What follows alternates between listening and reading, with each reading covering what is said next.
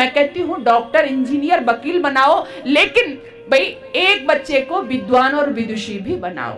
बाकी संस्कार युक्त सारे बच्चे तो होंगे ही, लेकिन आगे जब जरूरत होगी, आप कह रहे हो ना कि आज हमारी संस्कृति, आज हमारे धर्म ग्रंथ संकट में, कैसे रक्षा होगी?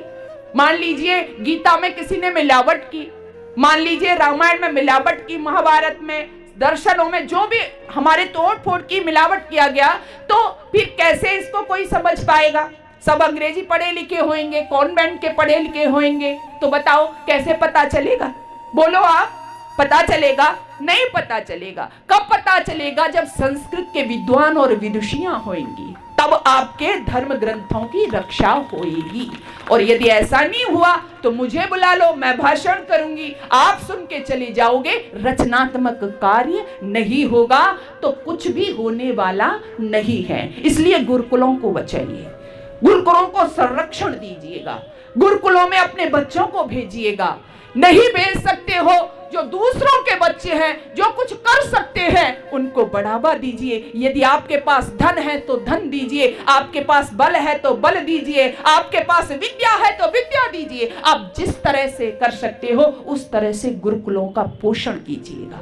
गुरुकुलों का पोषण होगा तो जो निकल करके ब्रह्मचारी आएंगे, जो निकल करके वेद के विद्वान आएंगे, वो आपकी धर्म और संस्कृति की रक्षा करें।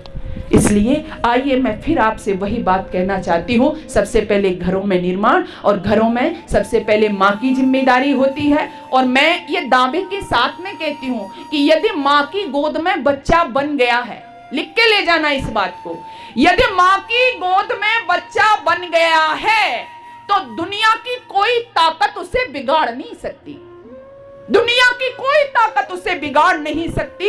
यदि माँ की गोद में बच्चा बन गया है, माँ ने उसका सही ढंग से निर्माण कर दिया है, और यदि माँ की गोद में बच्चा बिगड़ गया, उसका निर्माण नहीं हुआ, तो दुनिया की कोई ताकत उसको सुधार भी नहीं सकती।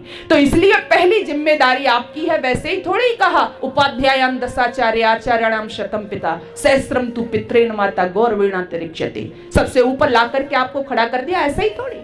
ऋषियों का कथन झूठा नहीं हुआ करता है।